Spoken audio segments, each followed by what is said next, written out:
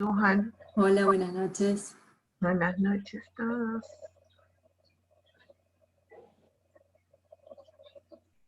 Perfecto. Bueno, buenas noches. Buenas noches a todos. Bienvenidos nuevamente a esta serie Masterclass, Teología y Ministerio. Mi nombre es Lía Salinas, soy la directora del Ministerio Hispano para la Arquidiócesis de Baltimore y también sirvo como la chair de la Región Episcopal 4 para el proceso del quinto encuentro.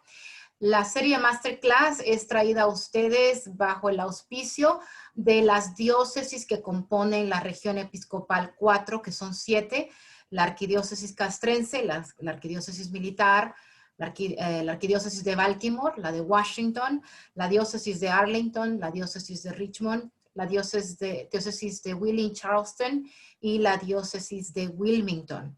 Venimos comenzando esta serie Masterclass desde el mes de septiembre. Hoy es nuestra penúltima y tenemos una invitada de honor. Antes de que los deje con el moderador de esta conversación, vamos a comenzar con una oración. Así es que les invito a que nos acompañen.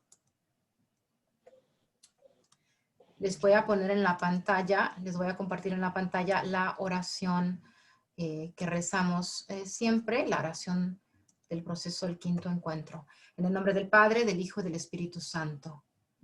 Dios de infinita misericordia, tú que enviaste a tu Hijo resucitado a salir al encuentro de los discípulos de Emaús, concédenos hoy un espíritu misionero y envíanos a salir al encuentro de nuestras hermanas y hermanos, a caminar junto a ellos en amistad, a escuchar sus tristezas y alegrías con compasión y proclamar tu palabra con valentía para que puedan reconocerte de nuevo en la fracción del pan.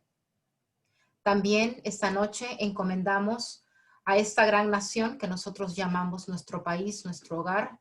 Te pedimos, Señor Jesús, que ilumines los corazones de nuestros líderes.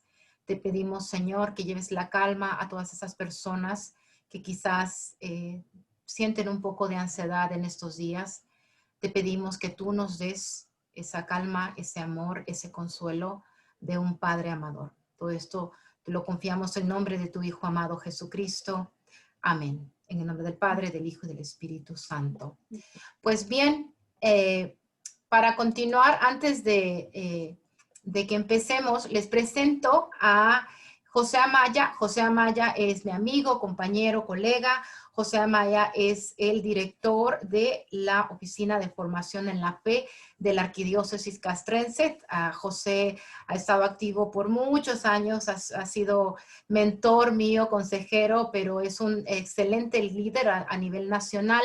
Y pues el tema que traemos hoy en día, dijimos que para balancearlo, necesitábamos también la voz de un hombre. Así es que gracias a todos los que nos acompañan aquí en el enlace de Zoom y también a todas las personas que nos acompañan en el Facebook. Gracias por acompañarnos. Si desean escribir alguna pregunta en el transcurso de la presentación o algún comentario, lo pueden hacer en el chat o lo pueden dejar en la parte de comentarios en el Facebook. Así es que los dejo con José Amaya. Gracias, Lía. Es para mí un honor tener esta oportunidad de presentar a nuestra ponente de esta masterclass, María del Pilar Silveira. María del Pilar nos llega desde Uruguay. Es una doctora en teología por la Pontificia Universidad Javeriana de Bogotá. También tiene una licenciatura en teología por la Pontificia Facultad de Teología del Uruguay, Monseñor Mariano Soler. Y tiene maestría en ciencias religiosas por la Pontificia Universidad Gregoriana. Ella es una Visiting Assistant Professor del Boston College para el programa de formación continua. Es docente del CEVITEPAL y miembro del equipo teológico pastoral del CELAM. Es profesora del INTER-UCAB, o sea, Instituto de Teología para Religiosos y Universidad Católica Andrés Bello de Caracas, de los posgrados en Teología y en los programas de estudios avanzados en Teología. María del Pilar obtuvo una beca para investigación en la Escuela de Teología y Ministerio de Boston College. Es investigadora cooperante del proyecto de investigación titulado El Vaticano II como orientación para la Iglesia y las teologías del siglo XXI, recepción y perspectivas en Latinoamérica y el Caribe.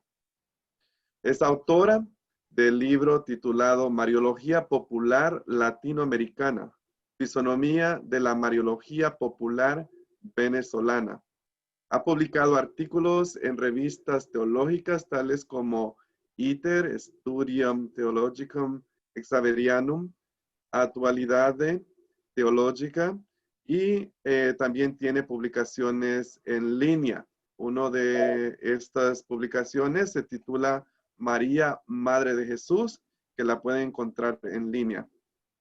También María del Pilar Silveira es facilitadora de talleres y cursos de formación en liderazgo empresarial, comunitario y relaciones interpersonales. En esta ocasión, María del Pilar Silveira nos va a presentar el tema El liderazgo de las mujeres en la iglesia. Para que podamos participar activamente en este momento, no solo de la presentación que nos trae María del Pilar, sino también de que podamos entablar un diálogo, una conversación con María del Pilar. Tendremos un momento de preguntas y respuestas después que María nos exponga el tema. Así que con nosotros les dejo a María del Pilar Silveira con el tema el liderazgo de las mujeres en la iglesia. Adelante, María, y bienvenida. Hola, buenas noches o buenos días, no sé, en las distintas partes que me puedan estar viendo. Un gusto estar aquí con ustedes, muchas gracias por esta invitación. La verdad que siempre que puedo hablar en español aquí, es una alegría también y compartir con tantas personas de distintas partes de comunidades también aquí en Estados Unidos. El tema que voy a compartir, entonces, voy a poner a compartir la pantalla, es este tema del liderazgo de las mujeres en la iglesia. Es un tema bastante importante y largo. Vamos a tratar en esta noche algunos puntos durante más o menos 40 minutos. La temática que vamos a abordar, el contenido de esta noche, son estos puntos que estoy poniendo aquí en la pantalla para que ustedes vean. Vamos a hablar desde el inicio, desde dónde está el origen, por qué la importancia de la mujer, de las mujeres en la iglesia desde el inicio, desde la encarnación de Jesús. Después el liderazgo de las mujeres en la iglesia primitiva, algunos puntos. Mujeres líderes despertando la sociedad y la iglesia, o sea, ese despertar que hubo cuando se empezaron a dar cuenta de la situación que estaban viviendo las mujeres. Y luego vamos a seguir con un magisterio pontificio y las mujeres, o sea, qué documentos hablan sobre las mujeres y algunos tips sobre el liderazgo de las mujeres en América Latina, que más mi especialidad ha sido trabajar en comunidades populares, viviendo 18 años en Caracas, y allí la mayor parte de mi investigación ha sido en la religiosidad popular, escuchando también a muchas mujeres, y he trabajado también en la Universidad Central de Venezuela, en la parroquia universitaria. Entonces tenía tanto en mujeres a nivel universitario, estudiantes, y también mujeres viviendo en comunidades populares, o sea, que trabajaba en distintos frentes, y también ha sido un espacio de mucha formación para conocer también nuestra realidad latinoamericana. Entonces vamos a comenzar con el primer punto de esta noche, que es envió a su hijo, Dios a su hijo nacido de mujer, que está en la carta de San Pablo a los Gálatas, y podemos decir, entonces, para iniciar esta charla de esta noche, que desde el inicio de nuestra iglesia, las mujeres formamos parte de la misma, partiendo del acontecimiento que sucedió en el útero de una mujer, María, cuando llegó la plenitud de los tiempos. Como dice San Pablo, al llegar la plenitud de los tiempos, envió Dios a su Hijo nacido de mujer, nacido bajo la ley, para rescatar a todos los que se hallaban bajo la ley, para que recibiéramos la filiación adoptiva. Y esta frase que es tan importante, nacido de mujer. Si San Pablo hubiera dicho que hubiera nacido Jesús solo de María, hubiera quedado un dato biográfico nada más. Y al decir que nació de mujer, esta afirmación nos habla de que las mujeres dentro de la historia de la salvación también tenemos un lugar muy importante, porque también al ser concebido en el útero de una mujer, también Jesús hizo parte de esta humanidad, o sea, plenamente encarnado en nuestra historia. Entonces, gracias al nacimiento por una mujer, Jesús está inserto plenamente en la humanidad y en la historia, y por eso es en todo semejante a cada uno de nosotros, o sea, es un ser humano, por eso es semejante, como dice también San Pablo en Filipenses, a los hombres, a la humanidad. Tertuliano, por ejemplo, lo afirma diciendo que la expresión nacido de una mujer es más adecuado para expresar la verdadera humanidad de Cristo al ser realmente hijo de mujer. Entonces, como decía, ¿no?, que si se hubiera dicho, si se hubiera expresado como hijo de María, nos quedaría solamente en un dato biográfico. Por lo tanto, en este acontecimiento, las mujeres, en la persona de María, estamos representadas en un llamado y en una misión relacionada con la vida que se gesta dentro de nuestro cuerpo. Y en esta gestación se gesta un ser que es distinto y a su vez original, dependiendo también de nuestra vida. Una experiencia maravillosa que nuestro cuerpo femenino, diseñado para participar de ese misterio, tiene el privilegio de vivirlo de manera natural. Podemos decir entonces que en la gestación y el crecimiento de la comunidad que recibió a Jesús, conformada por María y por José, y que luego se amplió con sus seguidores y sus seguidoras, somos las mujeres parte de la comunidad eclesial, la gran familia de Dios, de los hijos y las hijas e hijas de Dios. Una mujer lo acogió en su cuerpo y una mujer le reconoció resucitado, anunciando esta buena noticia a los demás. Y en estos acontecimientos que son tan importantes, tanto el nacimiento como la resurrección, en los mismos evangelios, allí está la presencia de las mujeres, ¿no? También la resurrección es parte de ese misterio de la encarnación, porque nació, porque se hizo parte de la historia, Jesús murió y resucitó. Entonces, dentro de este acontecimiento de la encarnación están las mujeres. La labor misionera de las mujeres en la comunidad primitiva se dio también de una manera horizontal, pues el enfoque era el servicio y la misión. No voy a detallar cómo fue toda la relación de Jesús con las mujeres, porque ya ese tema muchas veces se ha trabajado, ¿no? O sea, esa relación horizontal, que Jesús les hablaba en su mismo lenguaje, se acercaba a las mujeres en situaciones que muchas veces eran prohibidas por la ley, y lo que Jesús remarcó fue la igual dignidad entre hombres y mujeres, dándole también el lugar a cada una de ellas como hermanas y hermanas en la fe, y también llamadas a seguirlo en esa comunidad la comunidad de los seguidores de Jesús, ¿no?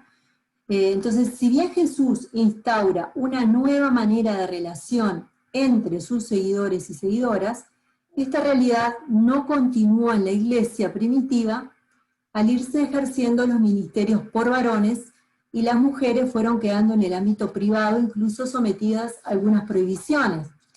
Estas prohibiciones aparecen en la carta de San Pablo, y también el mismo Pablo también habla de actitudes que son importantes también de las mujeres como colaboradoras, como diáconos, como misioneras, como hermanas. O sea, había una labor misionera junto con Pablo, y también en otro momento habla de que las mujeres se callen en las asambleas. O sea, hay distintos lugares donde la iglesia, esa comunidad primitiva, se fue organizando en las estructuras hacia la misión. Esa visibilidad de las mujeres se fue haciendo cada vez menos visible, sino que a través de, también con el concepto de que el varón, al ser Jesús también varón, representaba o actuaba en persona Christi, ¿no? In persona Christi. Ya cuando la comunidad se organizó con Constantino, allí es cuando más se queda invisibilizada en la estructura eclesial, cuando se empieza a organizar las ceremonias, las liturgias, comienzan a tener una misión más jerárquica en la constitución eclesial. El lugar de las mujeres va siendo más bien en la parte doméstica, también como ayudantes, muchas veces también en la tarea evangelizadora, pero una tarea que no se daba a la luz, sino que más bien quedaba en el ambiente cerrado, ¿no? De esto solamente quiero recalcar que en este servicio eclesial de anuncio del Evangelio, de esa nueva comunidad que se iba formando, ese mismo espíritu al principio se vivía desde ese mismo espíritu de igualdad y de anuncio del Evangelio, respetando también las características de los varones y las características de lo femenino. Y recuerden que, esto es muy importante, que nuestra fe cristiana se encarna en las culturas. Entonces, la realidad cultural también influye en la manera como nosotros le damos organización, le damos cuerpo, le damos manera de relacionarnos dentro de la iglesia. Por esto también nosotros podemos entender cómo hasta hoy, o sea, la estructura de nuestra iglesia tiene también esa realidad de, por ejemplo, el concepto de que el varón sea el cabeza de la familia. O sea, son realidades que también se traen dentro de las concepciones culturales. Jesús también hizo parte de una cultura. Él mismo hizo un discernimiento de aquellas actitudes que no eran adecuadas, de aquellas que sí lo eran adecuadas.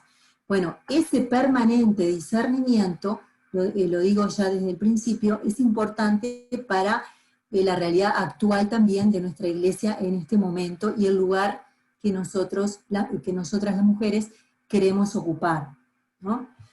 En el punto tercero, paso muy rápido para poder abordar más la realidad del liderazgo en las comunidades hoy en día, ¿no?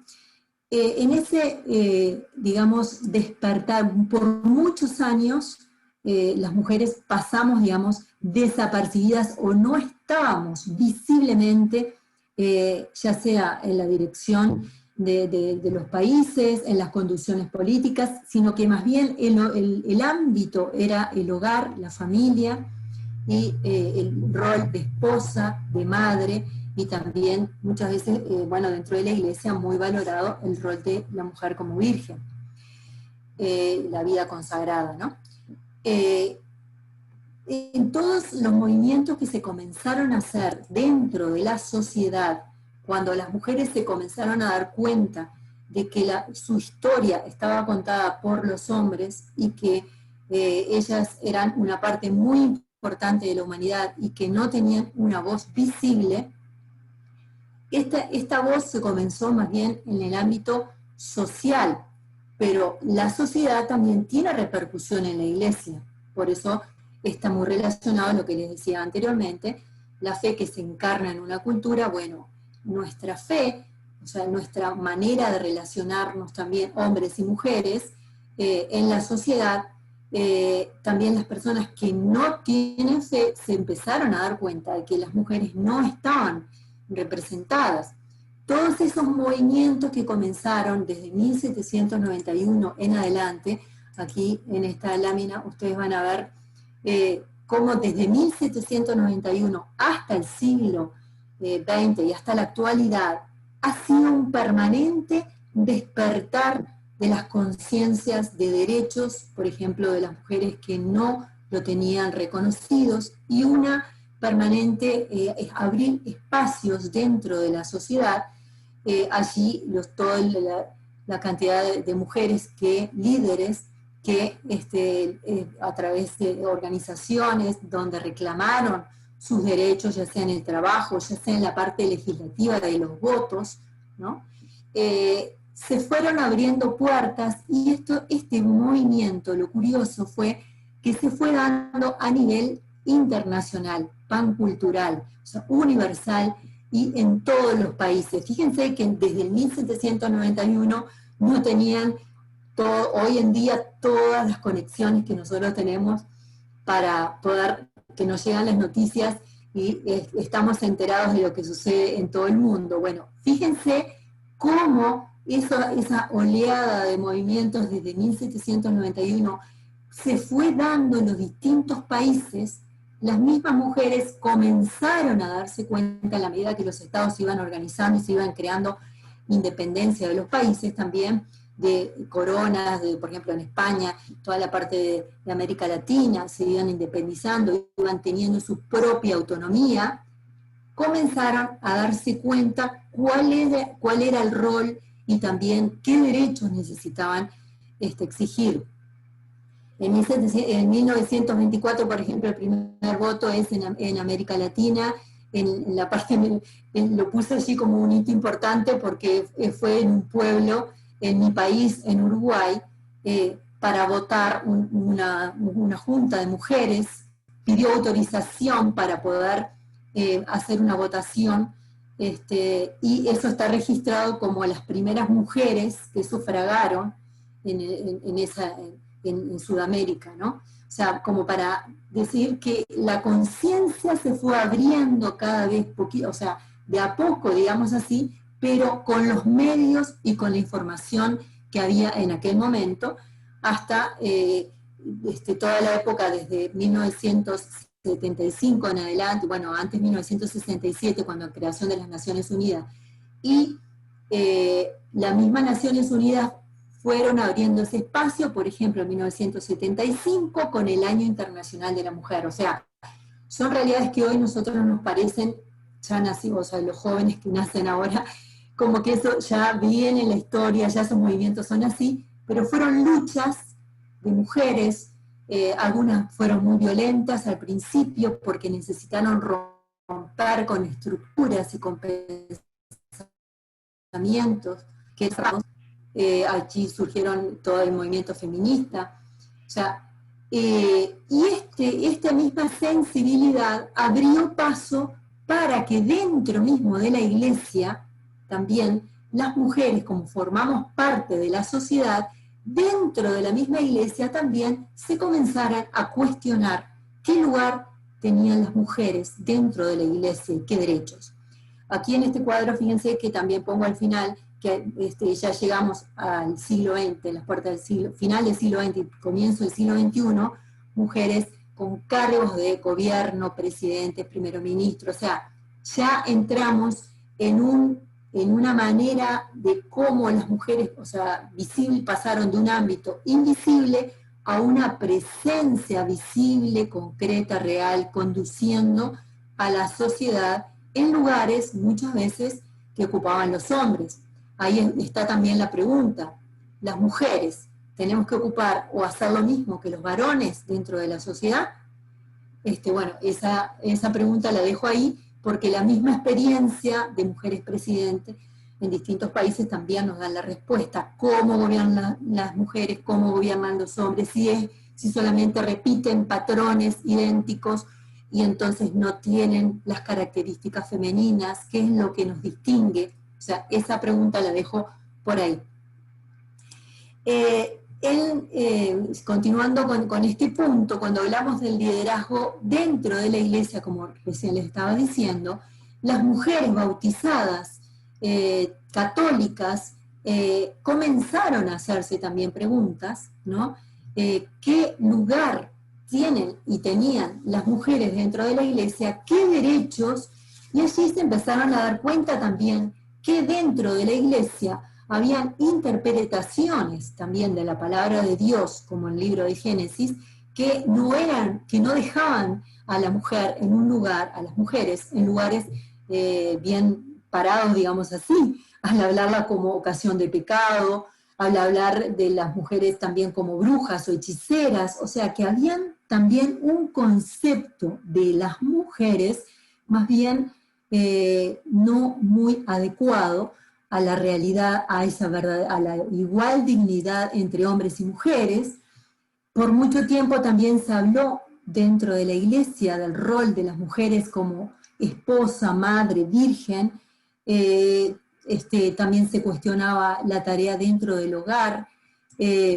Muchas veces la tarea dentro del hogar como que, bueno, era parte de la maternidad, y si las mujeres tenían que salir fuera del hogar, parecía que se estaba abandonando una realidad importantísima, que es la maternidad, y, o sea, toda una cantidad de conflictos también, de cuestionamientos dentro de la iglesia que las mujeres católicas se comenzaron a hacer para cómo vivir su fe cristiana, también dentro de una realidad y de una sociedad que va cambiando, y dentro de la sociedad con esa interacción con personas que no tienen fe y que hablan de derechos, y también si vivimos dentro de la iglesia hay derechos que las mujeres no los tenemos, hay lugares que solamente están representados por varones, aunque la sociedad, o sea, la organización de la iglesia se entiende desde una realidad espiritual, o sea que hay que también entender el verdadero sentido de la iglesia, ¿no? Entonces, muchas preguntas que llevan a un discernimiento. Muchas mujeres comenzaron a estudiar teología, después especialmente del Vaticano II. O sea, pero todo este periodo, desde 1900 hasta el final del siglo XX y principio del siglo XXI, también se dio todo un proceso dentro de la iglesia de toma de conciencia y de despertar. Ese despertar lo describe una teóloga uruguaya, María Teresa Porchile, que fue la primera perita que estuvo en Puebla, una mujer, y en Puebla también hay muchos numerales que están referidos a las mujeres. Fue en aquel momento, fue como el comenzar a abrir el espacio de reflexión dentro también de la iglesia con mujeres teólogas que habían muy pocas, pero que comenzaban a escucharse también la voz de las mujeres que también hacían teología, y ahí está también toda la discusión y todo el avance que hubo en la hermenéutica femenina, que también esta realidad la abrió el Vaticano II, al permitir conocer la Biblia a través de los géneros literarios. Entonces, también hoy en día tenemos muchos escritos por mujeres y por teólogas también, que nos hablan desde otro lenguaje, o sea, desde un lenguaje con otra manera de referirse también a Dios, a las experiencias vividas por mujeres, a las experiencias vividas por los hombres, y esta manera también ayuda a un equilibrio dentro de la Iglesia para comprender el misterio de Dios desde distintas miradas. Entonces, esta discusión es muy rica en la Iglesia y ha traído también muchos avances porque nos hace ver que nos necesitamos, tanto los hombres como las mujeres, para comprender el misterio de Dios, que es el quien conduce la Iglesia, ¿no? Y en el punto 4, voy aquí a tomar voy a hacer referencia a algunos numerales o algunos puntos importantes, para que veamos también en dónde estamos paradas y parados dentro de nuestra Iglesia. Cuando decimos que también el liderazgo de las mujeres dentro de la Iglesia, también nosotros, al participar de la Iglesia y al formarnos por sacerdotes que a través de las homilías, a través de las predicaciones, a través de la teología, también recibimos la fe por medio del magisterio de la Iglesia, nos llega a través de presbíteros, ¿no? Entonces, es importante destacar que desde el pontificado, desde León XIII hasta Francisco, la Iglesia ha hablado en muchísimos documentos sobre las mujeres.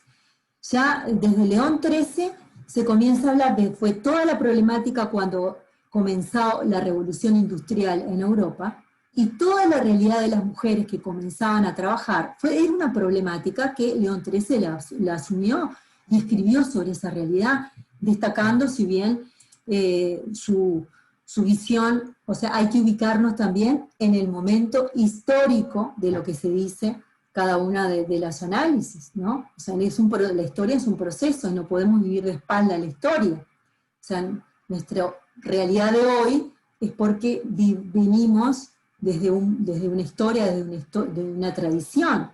Entonces, el León XIII habló sobre la igualdad de ambos sexos creados a imagen y semejanza, fue la puntuación que hizo, y también las mujeres como esposa, como madre.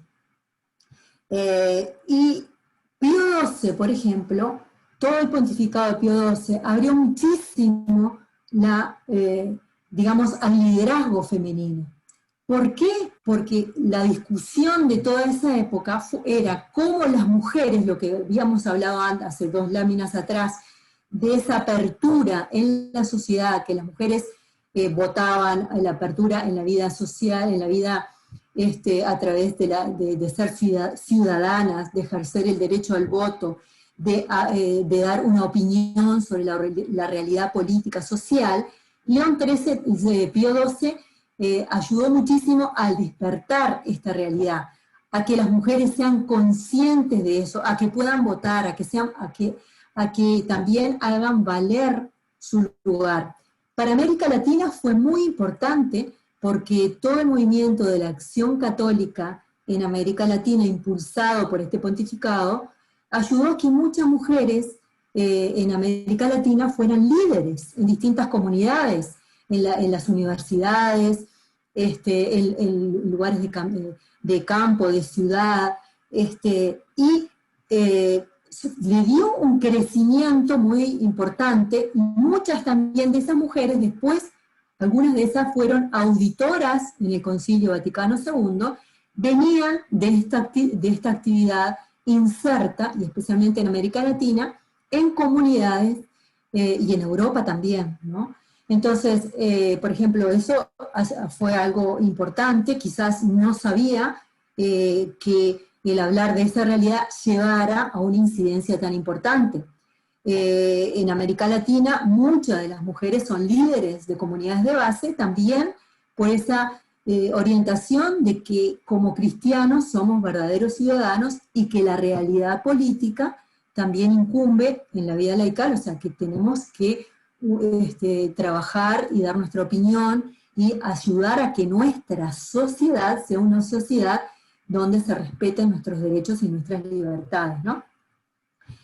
Y Juan XXIII y Pablo VI, la importancia de Juan XXIII, porque con Juan XXIII se abrió el Concilio Vaticano II, que fue como esa primavera eclesial para la iglesia, y fíjense que allí participaron 23 mujeres auditoras, fue algo muy importante también. Si vamos a la realidad histórica, o sea, en ningún parlamento en aquel momento de los estados participaban mujeres.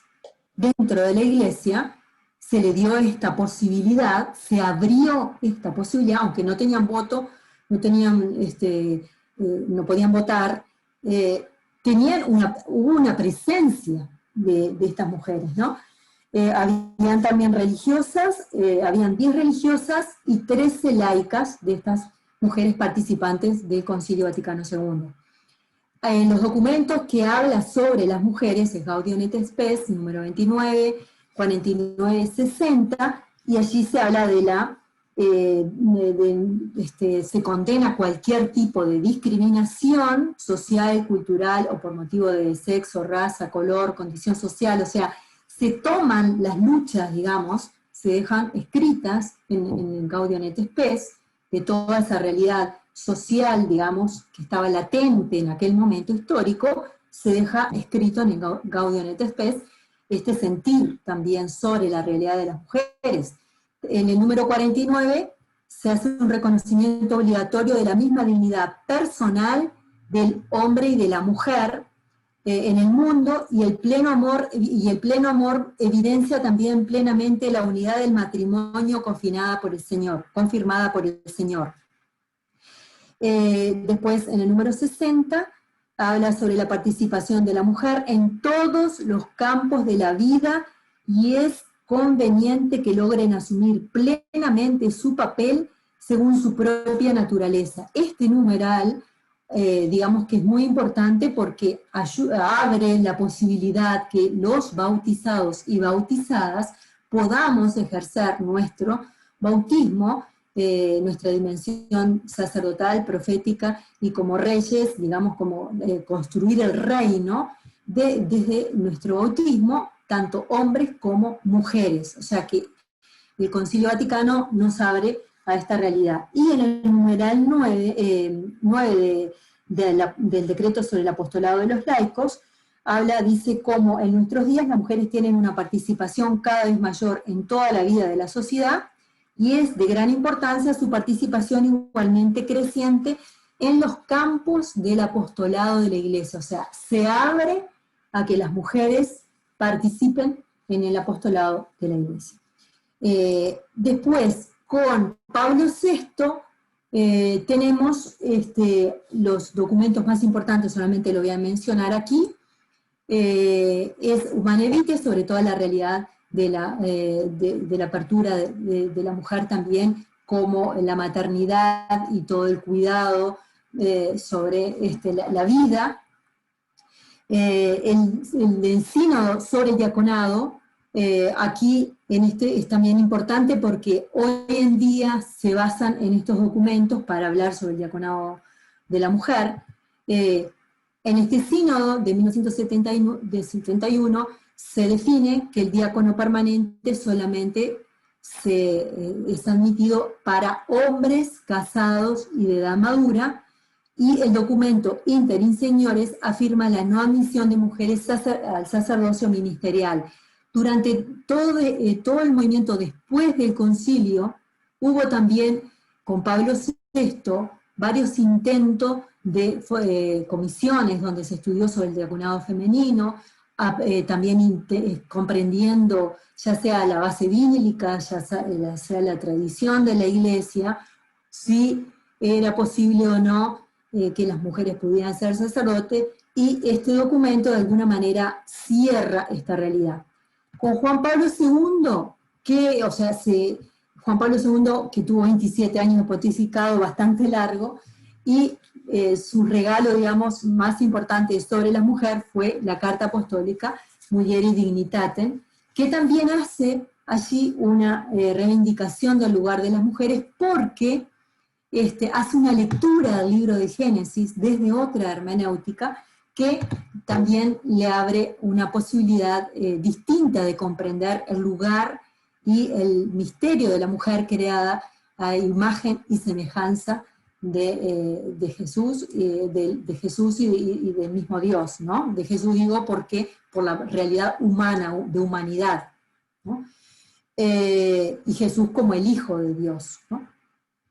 Después también el lugar de María, o sea, toda la misma carta apostólica tiene relacionando a las mujeres con María también.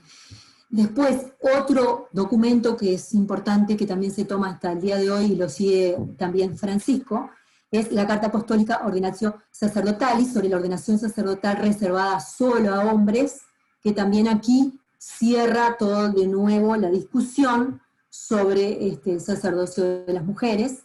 Después, otro de los insumos importantes de San Juan Pablo II, es la catequesis sobre la teología del cuerpo, que también ayudó a una comprensión más profunda de la realidad corporal y también de las mujeres en todo el cuerpo, ¿no? El cuidado, la igual imagen, creados en igual imagen y semejanza de Dios. Benedicto XVI continúa alineamientos de Juan Pablo II y reconoce a muchas mujeres como místicas e intelectuales en sus varias catequesis, o sea, fue su mayor aporte. Pues continúa, no tiene mucha novedad.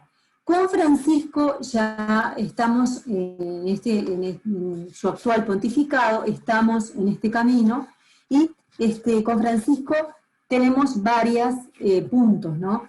Él dice y reafirma que el papel de las mujeres en la Iglesia es un derecho. Eso que parece tan simple es muy importante, o sea, que parte que no es solamente algo que se nos tiene que dar, sino que es un derecho, o sea, una realidad como lugar, también habla mucho de la toma de decisiones, que la participación de las mujeres en la toma de decisiones de realidades pastorales, eclesiales, ¿no?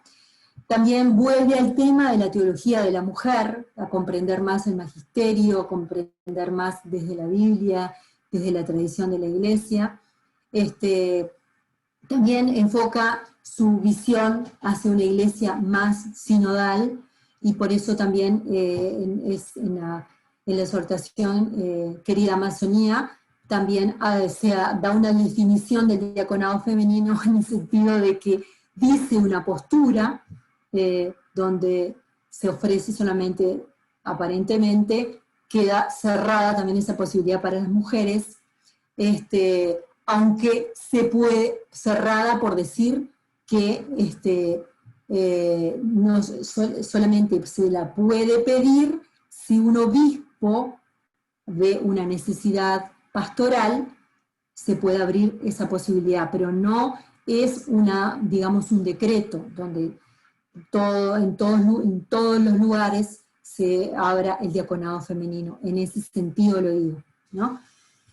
También otra de las palabras que dice Francisco: no se puede entender una iglesia sin mujeres, pero mujeres activas en la iglesia con su estilo, que llevan adelante distintas actividades apostólicas, ¿no?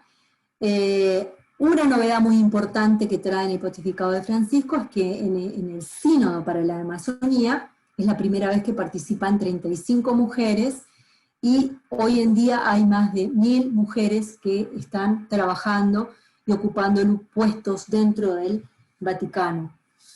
Entonces, esto también son, digamos, espacios que se van abriendo. En otros documentos también el Papa dice que una iglesia sin mujeres es como un colegio apostólico sin marido.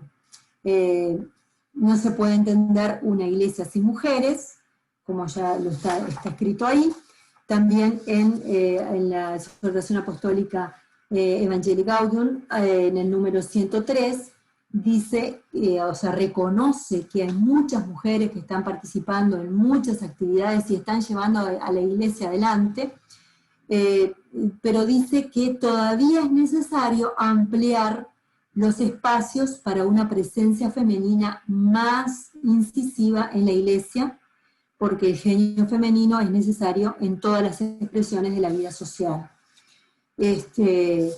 Bueno, y el texto 103 de Querida Amazonia, que es el texto donde es, digamos, el que más se está comentando hasta el día de hoy, donde se da vuelta, se abrió el debate, los numerales desde el 99 del 103 están titulados La fuerza y el don de las mujeres, y dice en ese numeral: en una iglesia sinodal, las mujeres que de hecho desempeñan un papel central en las comunidades amazónicas deberían poder acceder a funciones e incluso servicios eclesiales que no requieran el orden sagrado y permitan expresar mejor su lugar propio. Cabe recordar que estos servicios implican una estabilidad, un reconocimiento público y el envío por parte del obispo. Esto da lugar también a que las mujeres tengan una incidencia real y efectiva en la organización de las decisiones más importantes y en la guía de las comunidades, pero sin dejar de hacerlo con el estilo propio de la impronta femenina. Bueno, este número lo dejo por allí, por si sale alguna pregunta o algo, si nos da el tiempo de ahondar más. Ahora me quiero referir, ya para ir concluyendo, porque nos queda poco tiempo, es hablar sobre esta realidad del liderazgo de las mujeres en América Latina, donde hablamos de que la pobreza en América Latina tiene rostro de mujer, porque la mayoría de las que participamos dentro de la iglesia y las que llevamos adelante las comunidades eclesiales en América Latina somos mujeres. Allí se reconoce desde el documento de Santo Domingo, en el número 106, que las mujeres somos comunicadoras de la fe en la familia, en la iglesia, y se le da ese título como de ángel custodio del alma cristiana del continente. Esta realidad que parece muy simple, detrás de todo esto tiene una historia donde la fe se fue gestando en las comunidades, en la pequeña iglesia doméstica, o sea, el lugar de las mujeres dentro de la familia. También se reconoce ese liderazgo en América Latina, como ya lo expresé antes, cuando hablé de Pío XII, de la acción católica, ¿no? Formar mujeres que promovieron y llevaron adelante y lideraron reuniones, ya sea de campesinos, ya sea de personas universitarias, en distintos ámbitos. También se abrieron dentro de la acción católica las comunidades mixtas de trabajo en el apostolado, o sea que se fueron dando novedades donde trabajaban juntos a la par hombres y mujeres, llevando adelante y evangelizando. Dentro de la religiosidad popular, que es más mi tema, yo he investigado y he observado y tengo entrevistas donde dan testimonio de que la fe que hoy han recibido las mujeres y los hombres que van a los santuarios, que hacen peregrinaciones, porque han recibido en su hogar esa fe transmitida por su mamá, por su abuela. Y Francisco, en Evangelii Gaudium, pone en primer lugar, cuando habla justamente de la piedad popular, le dice que llevar a los santuarios, o sea, el gesto, el acto de llevar a los hijos al santuario ya es una acción evangelizadora. O sea, poner ese nivel es muy importante porque muchas veces, o sea, y en América, todas las acciones de las mujeres más bien están invisibilizadas, porque son acciones que solamente la fe se visibiliza en las grandes manifestaciones, pero detrás de esas grandes manifestaciones hay personas, hay mujeres con nombre y apellido que han sido las líderes, que han también acompañado esa fe. También se expresa mucho en el documento de Aparecida, cuando las mujeres también rezando, prendiendo una vela, acompañando a sus hijos en la enfermedad. O sea, tantas expresiones, la oración del rosario transmitido desde las abuelas, o sea, toda esa labor que muchas veces no se hace visible, no se ve, está allí las mujeres formando el ángel custodio del alma, o sea, el alma quiere decir ese espíritu abierto a Dios, a lo trascendente. Lo podemos ver en todas las migraciones en este momento, cuántas personas, especialmente yo que he tenido la oportunidad de acompañar a tantos venezolanos, en esa estampida que se ha hecho en este tiempo de irse de Venezuela hacia otros países, de llevar también su fe, como ha pasado aquí en Estados Unidos, toda esa fe que se ha traído en esas imágenes de Guadalupe, en las imágenes de que también cada uno de sus familiares se acercaban al santuario en su tierra natal, y cuando están en otro país se llevan esa imagen en esa estampita. Bueno, cómo esa fe también se sigue transmitiendo con gestos, con signos, y detrás de todo esto están las mujeres. Aquí se encuentran en los documentos del CELAM, donde aparecen los numerales referidos a las mujeres. También tenemos que recordar en este liderazgo de las mujeres en América Latina cuántas han sido mártires, y especialmente en este último tiempo, defensora de los derechos de campesinos, del derecho contra la minería, contra el extractivismo. ¿Cuántas mujeres están dando la vida porque se ponen al frente para proteger justamente de situaciones que dejan sin pan y sin tierra a tanta gente, ¿no? También tenemos una realidad, también tenemos que el Papa también lo dice dentro de la Iglesia, hay mucho machismo, ese machismo, o sea, y esto lo explicamos, que está relacionado con lo que decíamos al inicio. Nuestra fe se encarna en una cultura, hay maneras de relaciones que no son adecuadas, y también nosotros tenemos que hacer ese discernimiento dentro de la Iglesia. ¿Cómo son nuestras relaciones? Si también trasladamos relaciones de autoritarismo, relaciones de sometimientos en nuestras comunidades fraternas, también son obstáculos que no nos ayudan a crecer, tanto a hombres como a mujeres, ¿no? Y cuando se habla de clericalismo es un mal uso de esa realidad del servicio, de la autoridad como servicio, del servicio eclesial, de transmitir la fe, ¿no?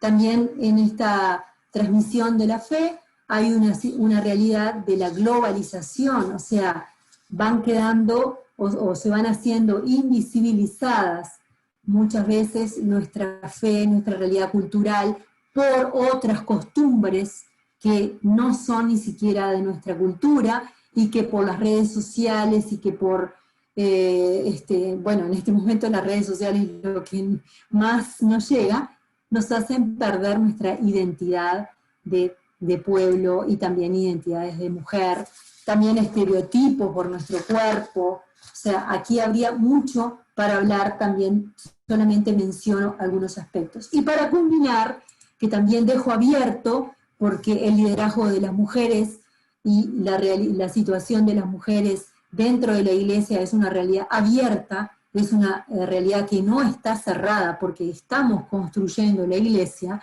y somos hoy nosotros los que le estamos dando ese rostro, tanto hombres como mujeres. Entonces, dentro de esta breve sinopsis que hemos pasado desde el origen de la Iglesia hasta la comunidad primitiva, desde toda la realidad del liderazgo, de ese ser invisible a hacerse visible dentro de la sociedad, dentro de la Iglesia, cómo también la Iglesia fue reconociendo en los documentos eclesiales el lugar de la mujer o la comprensión de las mujeres dentro de la Iglesia desde el momento histórico, desde la realidad histórica que se vivía. Podemos decir que la humanidad se ha despertado, se ha ido despertando, o sea, que está más visible nuestra realidad, y que hoy nos estamos preguntando también sobre el rol de las mujeres, y la pregunta es: ¿en qué iglesia? ¿Qué iglesia queremos construir y qué iglesia hemos recibido? La iglesia como pueblo de Dios, la iglesia como bautizados y como bautizadas, la iglesia que nos hace volver al Evangelio, al espíritu del Evangelio, de que es el espíritu que nos habita, y que ese espíritu también nos hermana a hombres y mujeres, y avanzamos también desde una base firme, o sea, tenemos que tomar en cuenta la tradición, lo que hemos recibido, aquellas virtudes que nos ayudan a crecer, que nos ayudan a aperturarnos también hacia el futuro, los errores que se han cometido, también la Iglesia ha pedido perdón, o sea, la Iglesia como representación de la jerarquía y también los cristianos, errores y que también seguiremos cometiendo, también tenemos que reconocernos y reconocer esos errores para soñar también un futuro más inclusivo, ¿no? La iglesia del futuro, y así termino, es una iglesia de hombres y mujeres, hijos e hijas, y sin mujeres no hay iglesia. Es un camino abierto, en construcción, y las respuestas las iremos encontrando en este camino sinodal en el cual estamos caminando juntos. Sinodal quiere decir que todos formamos parte y que la opinión de cada uno de ustedes es importante. Les agradezco entonces este espacio y hasta aquí el compartir de este día. Gracias. Wow. Muchísimas gracias, María del Pilar. Es un tema riquísimo, con muchas oportunidades y también retos para cada uno de nosotros. Me ha impactado mucho los detalles que nos has compartido a través de la tradición, también a través de la cultura, cómo la cultura afecta o tiene impacto en nuestra manera de visualizar la iglesia. Cuando yo soy director de formación en la fe, y muchas veces, la mayoría de las veces, tiendo a ser el único hombre en las reuniones catequéticas. ¿Por qué? Porque la mujer está presente, el hombre como que no tiene esa actitud como que para involucrarse de lleno, ¿verdad? Pero vemos la importancia del rol de la mujer dentro de la iglesia a través de los siglos. Hay algunas preguntas que me han hecho llegar de los oyentes, de los que están participando acá, y les animo a los que estamos acá, ya se nos acerca la hora, pero no se apuren, no se apresuren, diríamos. Tenemos algunas preguntas y el que le guste hacer una pregunta, ya sea que lo envíe a través del chat o abra su micrófono en su debido tiempo y puede hacer la pregunta a María del Pilar. María, tenemos dos preguntas para empezar nuestras preguntas y respuestas. La primera dice, ¿qué nos puedes decir sobre las diaconisas que antes servían en las iglesias primitivas? ¿Por qué desaparecieron o por qué no se instituye nuevamente ese servicio?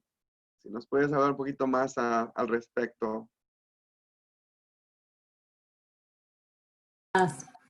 Está. El diaconado, o sea, las diaconisas lo decíamos que la iglesia primitiva, bueno, las exegéticas, las biblistas son las encargadas de ese punto. Hay mujeres que han trabajado muchísimo todo esto. Entonces, lo que ellas nos dicen es que ese servicio que se hacía, digamos, natural, especialmente a otras mujeres viudas, a aquellas, fíjense que las mujeres que quedaban sin el esposo en una sociedad, en una comunidad donde los hombres eran como los más importantes en aquel momento histórico, la desprotección, la falta de comida, también lo vemos hasta en el libro de la Biblia de Ruth, por ejemplo, ¿no? Ya hay una tradición desde los hebreos de que las mujeres se protegían, ¿no? Entonces, la labor también de las diaconisas era más relacionada con el servicio, el ayudar en el bautismo, por ejemplo. ¿Se acuerdan que en la iglesia primitiva se bautizaban adultos? Entonces, y a veces por inmersión. Entonces también el servicio del vestirse, del ayudar, o sea, el tener un ministerio relacionado con la misión de servicio, y también en la parte de la comida, de que no le falte la comida a la gente que estaba más sufriendo en esas pequeñas comunidades. Como he dicho, al ir comprendiendo, o sea, al ir haciéndose teología, o al irse comprendiendo, digamos, el espíritu de la iglesia que se fue organizando, porque hoy nosotros tenemos 2000 años de historia, pero hay que comprender que nosotros, como seres humanos, necesitamos organizarnos para responder a las necesidades. Benedicto XVI dice que la iglesia es como esa organización del amor, o sea, el amor es lo que mueve, pero necesitamos organizarnos. Bueno, en esa estructura se fue comprendiendo que el que más representaba en persona de Cristo era la figura del varón, en una sociedad también muy machista en aquel momento y patriarcal, que era la realidad donde estaba la comunidad primitiva. Entonces, en esa manera de organizar, o sea, en la figura del sacerdote también hasta hoy en día, nuestros hermanos judíos tienen toda una tradición que ellos la continúan. Entonces, al irse influenciando también por criterios, por ir comprendiendo que el lugar de la mujer era más relación a la figura de la maternidad, al estar en la casa, y que más se asociaba a la figura sacerdotal y también el diaconado relacionado con el sacerdocio. Cuando hoy en día, cuando se dice que una persona es diácono, ya se está pensando que después va a ser ordenado sacerdote. Hay que decir diácono permanente a una persona adulta casada, es diácono permanente que no va a ser sacerdote, pero en la realidad eclesial, hacia nuestro imaginario, decimos diácono y nos relacionamos con el sacerdote, porque esa relación viene desde ese servicio, desde irse preparando para asumir un ministerio desde la realidad sacerdotal, cultural, ritual, o sea, se fue dando mucha importancia a esa dimensión dentro de la iglesia, y se fue perdiendo el lugar, digamos, el lugar tan importante del servicio, del dar a la diaconía. Diácono viene de servicio, de dar de comer al hambriento, de servir, o sea, toda esa dimensión se fue, no es que se dejó, sino que se fue acentuando más la dimensión ritual, el sacerdote que oficia el culto. Entonces, la figura, lo que más representa es el varón. Entonces, de vuelta a toda la discusión. ¿Qué sucede hoy en día desde querida Amazonia y cuando se habla del diaconado femenino y que se pudieran, de hecho, este servicio muchas mujeres ya lo están haciendo, y también ese servicio se hizo por muchos años también en la iglesia perseguida de Rusia, en el comunismo? O sea, hay servicios desde la experiencia que las mujeres hemos asumido sin un título, digamos, por una realidad de un momento histórico, de situaciones que requieren la transmisión de la fe. Y también, si vamos al origen de la evangelización en América Latina, muchas mujeres también, eso no está documentado, pero estoy segura que en la experiencia, cuánta gente está al borde de la muerte y fueron bautizados por mujeres. Y quizás eso nunca no quedó escrito en ningún lugar. O sea, son realidades de servicio, de ejercicio del bautismo hacia situaciones extremas, digamos, y situaciones donde no hay una estructura eclesial. En la medida en que los países se va organizando la iglesia con estructuras, con sacerdotes, con diócesis, con parroquias, allí es cuando va distinguiéndose los servicios. Entonces, cuando se habla de mujeres diáconos, hay mujeres que dicen, me gustaría ser diácono, pero no sacerdote, porque también se puede hablar de un servicio especial que no esté vinculado con el sacerdocio. ¿Me explico?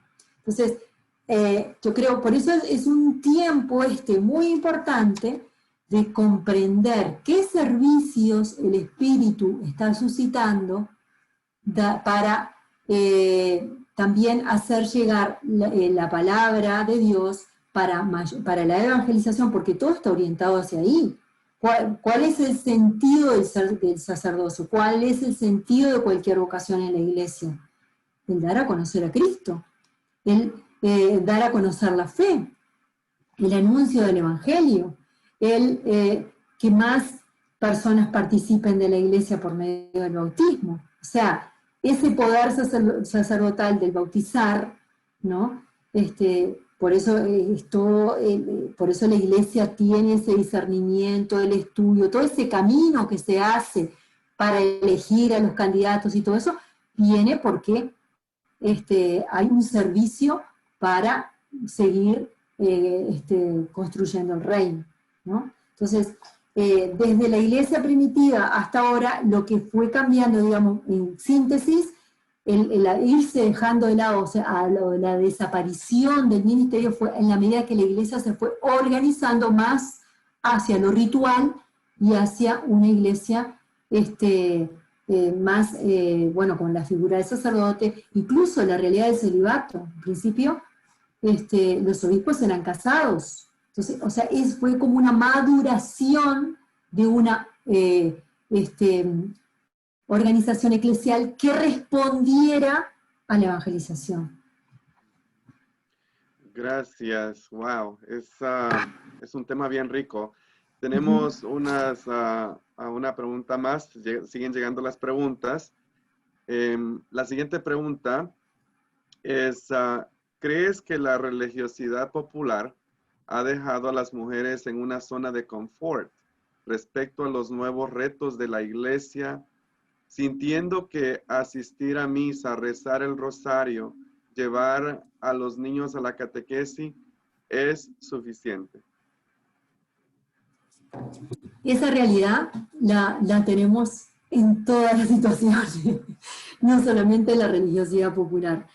El ser cristianos, hasta el último día de nuestra vida aquí en esta tierra, es un reto para seguir, o sea, que no nos estanquemos en nuestra fe, ya sea en el servicio que tengamos, porque también nos podemos estancar en nuestro matrimonio, en nuestra vida soltera, en nuestra vida religiosa, en nuestra vida sacerdotal, o sea, en la vida que cada uno haya elegido la vocación que tenga y la manera de expresión de la fe, nos podemos estancar.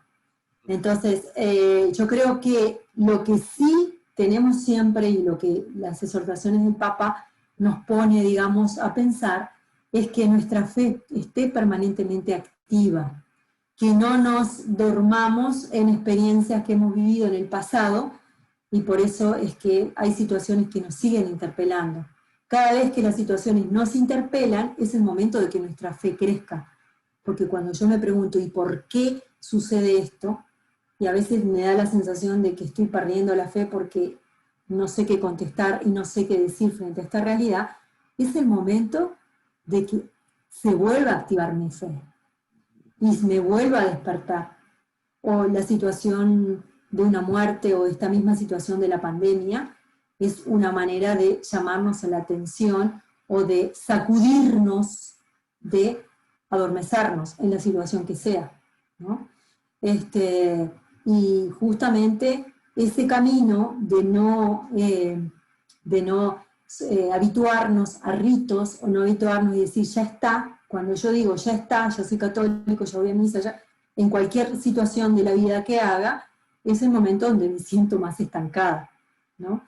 Y no es porque, y el ser cristiano no es porque haga cosas, sino qué capacidad de amor a Jesús, al prójimo, y cómo esa fe la transmito. Porque si, por más que hable de Jesús, pero si interiormente mi fe está sin vida, voy a hablar de una palabra sin vida, y no de una experiencia vital y permanente, ¿no? Y la responsabilidad de mantener esa llama encendida, ¿verdad? Claro. No solo aplica para las mujeres, sino también para los hombres, que también Para todos.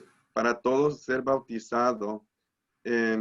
Tenemos otra pregunta, pero quisiera preguntar a los participantes, ¿hay alguien que quiera hacer una pregunta, que tenga una pregunta? Miren, las preguntas, por la más sencilla que ustedes crean que sean, esa es la pregunta más importante de la noche a lo mejor, o del día. Entonces, ¿hay alguien que tenga una pregunta que quiera preguntar antes de que haga la siguiente pregunta yo? Solo tienen que abrir el micrófono y conversar. Muy bien. Pues siéntanse libres de abrir el micrófono y preguntar. Voy a compartir la siguiente pregunta que tenemos acá. Y el que guste, siéntase libre de preguntar o de hacer algún comentario que le esté murmurando el corazón. ¿Vale? La siguiente pregunta dice, el recién sínodo de la Amazonia se trajo a la luz el tema del rol de la mujer en la iglesia. ¿Qué luces o sombras nos ha dejado este recién sínodo? Bueno, lo que estaba diciendo el que leí es uno de los más, de muchas mujeres dijeron, no, pero ¿por qué se nos dice que es mejor para nosotros, en este número que lo tenía por acá, ¿por qué se nos dice que es mejor que tengamos algunas actividades y otras no, ¿no? No es bueno que nosotros mismos seamos las que digamos qué queremos hacer o qué queremos ser, ¿no? Cuando dice las mujeres, en una iglesia sinodal, las mujeres que de hecho desempeñan un papel central en las comunidades amazónicas deberían poder acceder a funciones e incluso servicios eclesiales que no requieren el orden sagrado. O sea, ahí cuando dice que se cierra, o sea, que pueden acceder a muchos ministerios, pero que no requieran el orden sagrado. Y permitan expresar mejor su lugar propio. Entonces dice, ¿y cuál es nuestro lugar propio? Porque nos tienen que decir los varones que ese no es nuestro lugar propio. Yo creo que desde este sínodo se ha abierto, desde la misma experiencia de las mujeres que participaron en el sínodo y que contaron sus experiencias en la Amazonía, cómo llevan adelante las comunidades, cómo gracias a ellas esas comunidades viven y reciben a Jesús, nos interpelan a todos, a todas, ¿no? Y también nos invitan a soñar, digamos, qué rol, porque si el rol es igual, o sea, se está hablando que en la iglesia hay clericalismo, entonces sacamos la figura del hombre y ponemos ahora a una mujer, pero no vamos a la raíz, que es el servicio, que es el amor, es que tengamos entre nosotros relaciones más fraternas, de hermanos, inclusivas. Hoy ponemos una mujer y podemos seguir repitiendo la misma realidad de autoritarismo, de someter a otros, que muchas veces pasa en cargos de oficinas o en cargos de públicos, ¿no? Dice, no, mejor este puesto que agarre una mujer, pero la mujer a veces tiene actitudes que son, las mujeres tenemos a veces actitudes por no tener bien relacionado, o sea, qué lugar queremos ser nosotros y no copiar lo que otro está haciendo, por no tener más, digamos, pensado o reflexionado o nuestra propia identidad, puede ser un riesgo también de nuestra iglesia en el futuro, o sea, de seguir replicando modelos y maneras de relación que hoy estamos criticando y ponemos en esos mismos puestos mujeres y pueden suceder las mismas situaciones. Entonces, no cambiamos nada. O sea, ¿qué es lo que implica una iglesia más sinodal? Que implica una iglesia donde vivamos la fraternidad y el respeto desde otra mirada entre nosotros. O sea, por eso se habla de conversión, ¿no? Y en esa conversión estamos implicados todos, o sea, que tenemos que revisarnos qué actitudes no nos están ayudando. Entonces, los pasos que se dan dentro de la iglesia son poco a poco. que estén mujeres en toma de decisiones es muy importante. Dentro de las comunidades eclesiales, las asambleas dentro de las parroquias están previstos por el Código de Derecho y es un instrumento importante donde el párroco junto con la comunidad puede discernir y buscar juntos qué acciones tomar. Si la última palabra siempre es la del sacerdote y no se escucha a las comunidades y no se escucha a los demás, entonces no estamos ejerciendo una labor juntos como comunidad. O sea, ese es un camino que tenemos que hacerlo todos y donde requiere de nosotros un vernos como hermanos y hermanas y no desde una actitud de unos superiores, respetando, aquí estamos en el respeto de la jerarquía, en el sentido de la sabiduría, de las personas que han estudiado, o sea, respetando el lugar de cada persona, el lugar del joven, el lugar del adulto, el lugar de la persona que se ha formado en ese campo. O sea, no estamos diciendo ahora entonces somos todos iguales, entonces la persona que ha estudiado esto vale igual. O sea, estamos respetándonos, ¿no? Cuando hicimos toma de decisiones, cuando pedimos la asistencia del Espíritu, rezamos y pedimos al Espíritu que nos ilumine para tomar una decisión que es importante. Hay decisiones que necesitan nuestra oración y la voz de eso, todos somos importantes allí. Entonces, Francisco abre esa puerta de toma de decisiones, ¿no? Entonces, la toma de decisiones en nuestras parroquias las podemos tomar todos, hombres y mujeres, porque todos tenemos el Espíritu y creemos que tenemos que escuchar todos, y si hay un sensu, y ese es el sensu fidei, o sea, el sentido de la fe, que no hace que no nos equivoquemos cuando coincidimos, hay realidades que todos estamos de acuerdo, quiere decir que ahí hay el Espíritu nos está guiando por ahí. Eso creo que nos ayuda a crecer. Wow. O sea que, en otras palabras, esto de la sinodalidad y de respetar los derechos de cada uno es escuchar al Espíritu Santo que habita en cada persona bautizada, ¿verdad? Tenemos mucho trabajo que hacer. Se lo encomendamos a la iluminación, a la guía del Espíritu Santo y a nuestra Madre María Santísima, modelo de la evangelización. Muchas gracias. Ha sido una rica conversación y creo que vale la pena volver a revisar las notas y la charla para apreciar más lo que hemos contemplado en este momento, en esta hora y 20 minutos o algo así. Gracias y le paso a Lía, que nos va a dar unas palabras también. Gracias, muchas gracias. Gracias María, gracias José, excelente presentación. Y solamente para recordarles a todos que esta es la primera temporada de la serie Masterclass Teología y Ministerio, y gracias a la colaboración de nuestras diócesis de la región episcopal 4, los directores nos hemos reunido hace algunas semanas y debido al éxito que hemos tenido con esta primera temporada, en enero vamos a lanzar la segunda temporada, pero antes nos falta una más y va a ser el jueves 19 de este mes. Así es que vamos a cerrar con broche de oro. Nuestro último invitado será Johan García, el jueves 19 de noviembre a la misma hora, en el mismo enlace de Zoom, con el tema La teología del buen samaritano.